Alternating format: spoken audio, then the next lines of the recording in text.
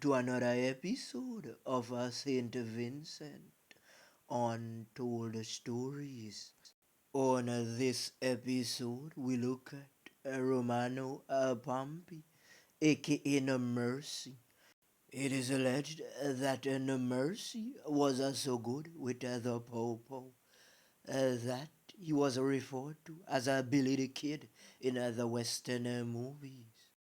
Just imagine picking up a charge for sending a man to Dovecat, then being sentenced for 20 years. Then you come out, then you send another man to Dovecat again.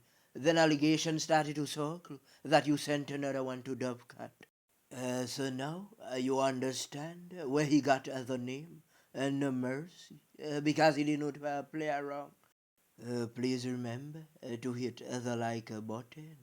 And if you are new to the channel, hit the subscribe button. And if you want to see all our latest videos and stay in tuned with the channel, please remember to hit the notification bell. You see, Pompey's name started to surface around when him and some fellow villagers did get into an altercation.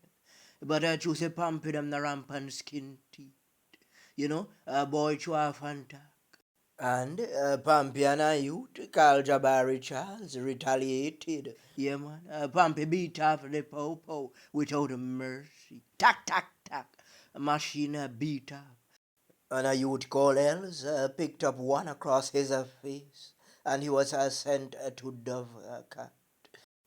But you see, a lot of other men were around, and when they asked the men who sent Els to Dovecat, all fingers are pointed to No Mercy and Jabari, and they were arrested immediately.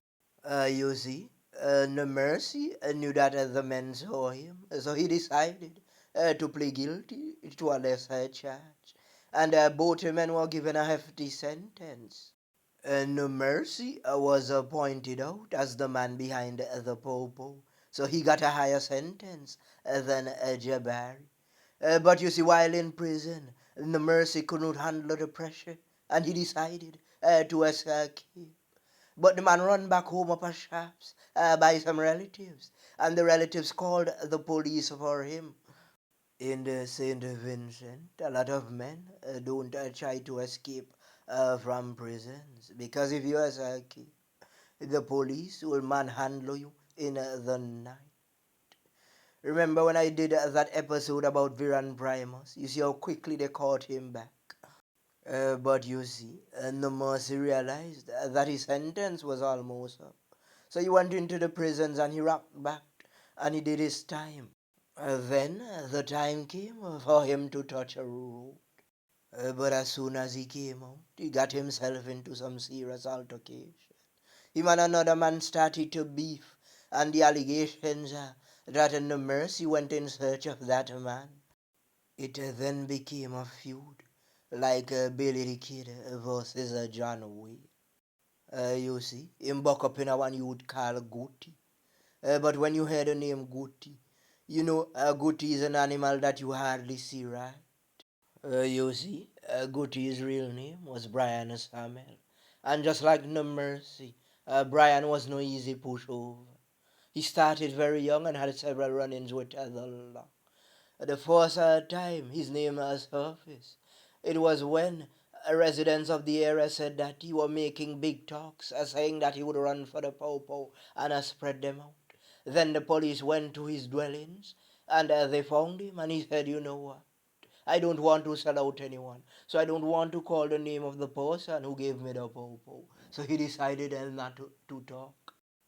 But another time, the police went back in search of Brian. And they found him finally with a popo. But you see, Brian was like a cat who had 9 lives. Unknown assailant went after Brian already and beat off him popo and put her foe at the side of the man head and the man survived. At that time, it wasn't him alone who picked up some hard corn. Another soldier picked up some corn as well. It was alleged that the two men wanted each other, and anywhere they spotted each other, it was tack, tack. The mouth of the popo was red like a fire. But the allegations that no mercy got the better of the duel. One eyewitness said that Brian was on his way to work when an unknown assailant ran up and tack, tack, tack, and squeezed out the machine and sent Brian to Dover. The work was so clean that residents thought that it was a drive-by, but no one saw any getaway car. All they saw was a lone masked man running through an alley. Speculations started.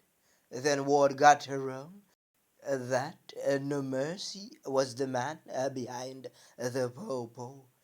But the people knew that No Mercy was fearless, so they could not approach him or try to apprehend him. In some states, once you send 2 or more men to Dovercourt, they give you the title of a serial on the loose. It is alleged that No Mercy went to a shop in the area, and some men started to give No Mercy tough chat. And he rinsed back some tough chat upon one of the youth them. One of the youth picked him up and dropped him on his back for a time. And the mercy said, boy, you know what you did. He said, forgive them, for they know not what they have done. They have brought down a reign of terror. It is alleged that the youth that put him on his back was a youth called Zenoli, a prominent footballer from the area. They said that he was so skillful that no man came across him with physical battles. You heard how skillful he was? That he picked up a man 4 times and dropped him on his back 4 times. That a skill? He must be skiller than Messi Shoemaker. But you see, Namosi was not one to get involved in backs up and kick up. The man they reached for the popo immediately.